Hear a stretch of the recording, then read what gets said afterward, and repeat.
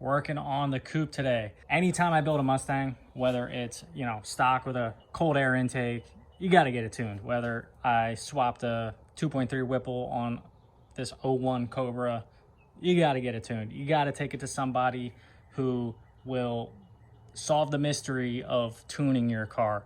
And that has always been something I wanted to learn. I realized the only thing stopping me from doing all these things was myself. This may come as a surprise to some of you, but I have no idea what I'm doing. So I went out and I bought HP tuners. I'm gonna try to learn this program. I bought a how-to course online as well. This stuff is very overwhelming, and I knew it was. It's a whole new learning experience, but with time, just like anything, anybody can get good at this. Anybody can get good at changing oil. Anybody can get good at swapping dashes. Let's talk about what I gotta get done in this engine bay so I can start this thing back up. One of the cool things about this swap was I didn't have to get it tuned. That was my whole goal in mind, because the motor was stock. I was just going to swap the drivetrain, the harness, everything, the interior, into the Foxbody, and it would start right up.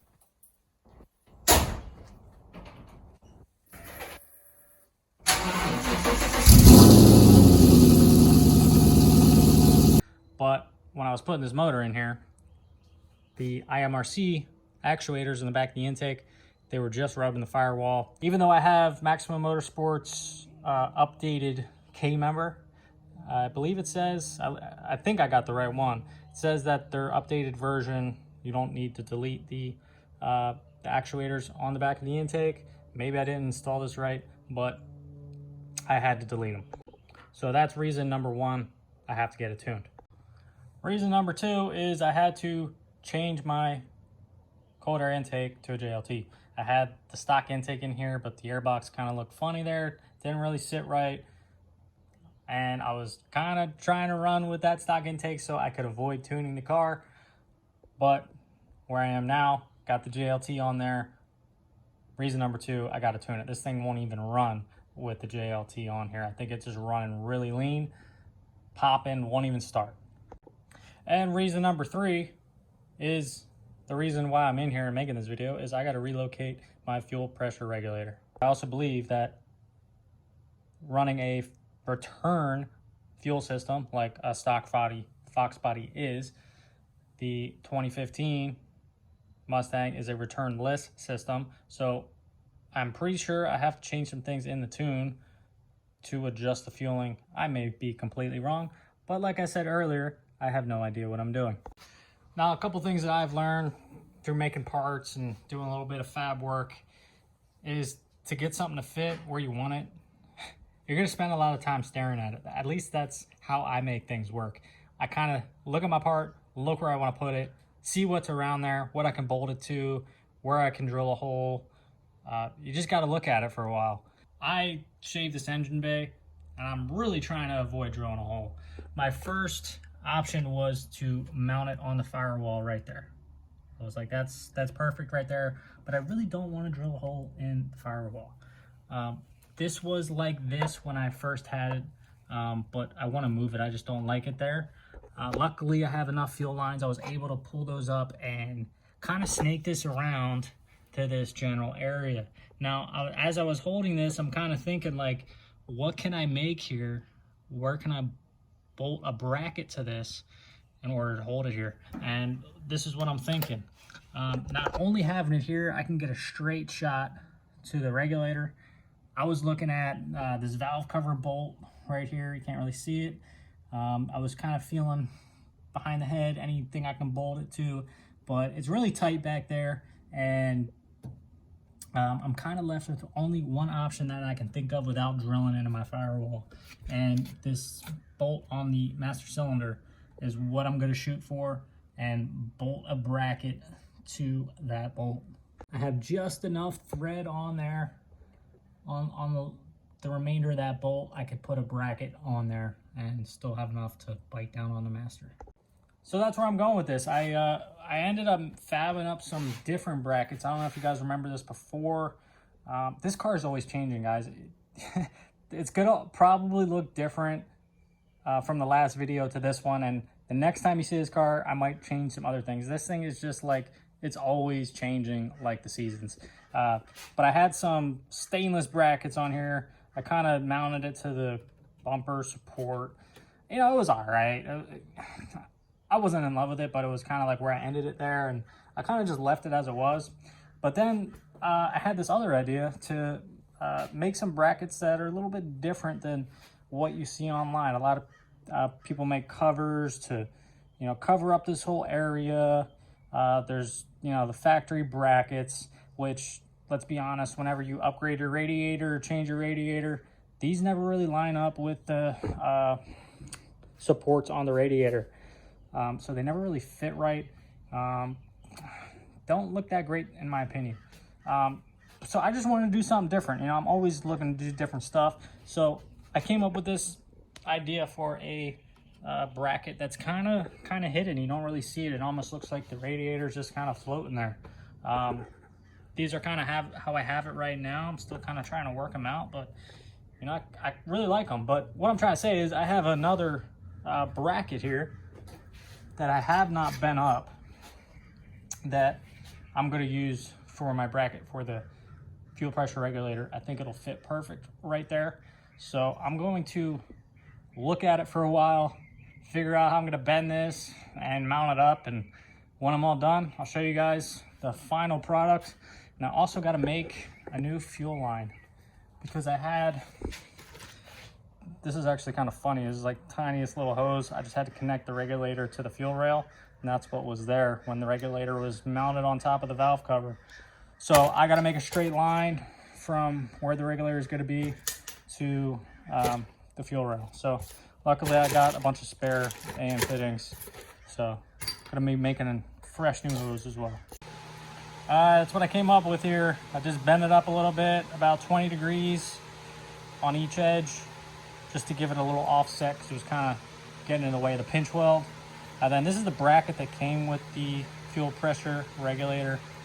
I think you can mount it however you want to make it fit, but I flipped it upside down the way I had it. I had some quarter 20 bolts by 1/2 inch, fit pretty nice there. So I'm going to mount the regulator on this, mount this to the master, and show you guys how it's looking. All right, there it is, all mounted up. Actually worked out pretty well. A little close to the pinch weld there. That's gonna do for now. Until I can think of something better. Kind of cool, fuel line's kind of snaking around there. Kind of gives a cool little look. The only other thing is, I'm not exactly straight to this. When I was kind of eyeballing it before I mounted everything, I realized that that wasn't gonna line up. But no big deal. I'm gonna see if I have like a 45 or a 60 in there and see if I can kind of cock it this way so it does go straight when it hits the valve cover, just so it looks a little cleaner. So let me see what I got here. I might have something.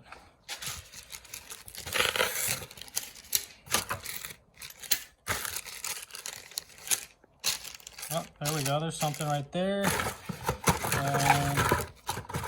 that's my only option, it's looking like. Let me pull this out. There it is. The 45. Shout out to Summer Racing. Love these AN fittings. If only the factory used AN fittings, it would be awesome. Best seal. Easy to disconnect. None of these quick disconnects, you know, for the heater hoses and your fuel lines and all that. Should go with AN fittings if it was up to me. Let's see how this fits on here. This still might not be the right angle, but hopefully it gets it a little bit closer.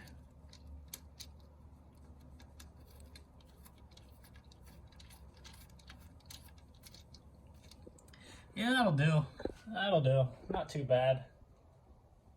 It's pretty close. I guess I could put that tiny line here. I could probably put that there and then put the 90 to there, but then I feel like it would look kind of stupid with this. Too many fittings going on. So I'm gonna rock with that, make a line, and I'll show you guys when I'm done. Then I also gotta get my vacuum line under here, try to hide that somehow. I wish that was pointing that way, but that's all I got for now. I don't know if they sell like 180 barb fittings, but I'll figure that out later, not too worried about it. And another thing that I need to take into account is the hood. Now luckily there is this cutout right here, and that lines up pretty good with the regulator, so I have no issues there. I'm gonna close the hood. I got my light in there. I'll show you guys. All right, of course my light just died. That would happen. Oh no, it just fell.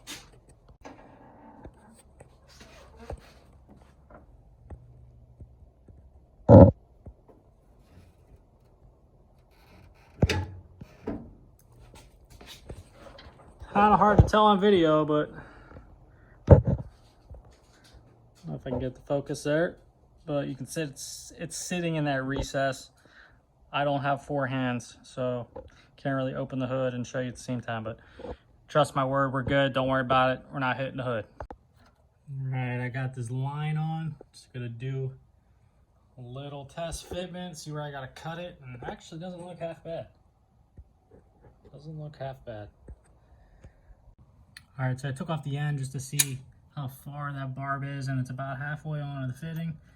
So I got my tape around the line. I'm gonna mark my tape, cut it off, put the hose together, and show you guys what I got. Well, I meant to show you guys the process here, but what you gotta do is, before you take the tape off, put your end of your fitting on, then take off the tape, and you're probably gonna cry if you get one of these in your fingernail or in your finger. Does not feel good. And then I'm going to take this guy, put it in here, and get this in the vise and tighten them together. It's that easy. So there it is. You want to make sure that your inside of your hose is contacting the top of the crush sleeve washer, whatever you want to call it.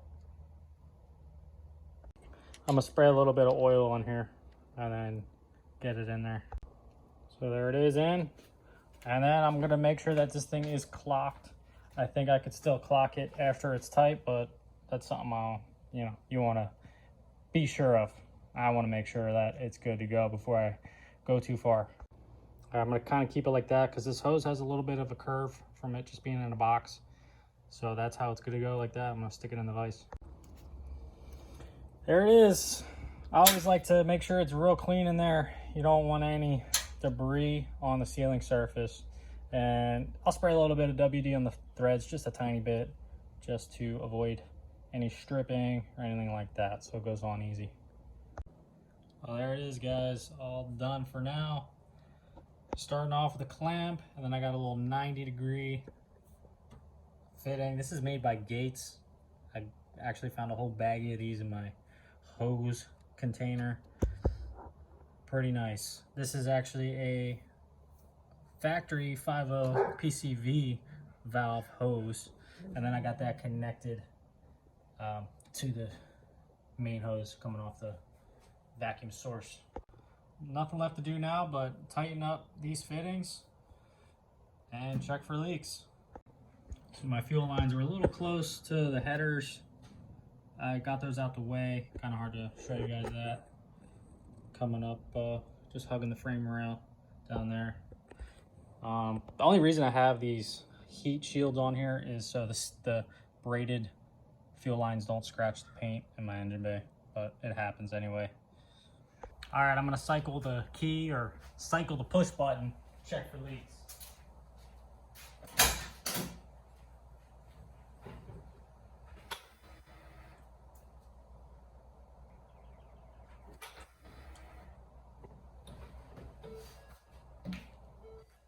We got pressure, yep, about 40. Do a little smell test. I don't smell anything, don't see anything. Should be good to go. Stay tuned, guys. First test drive is coming up very soon.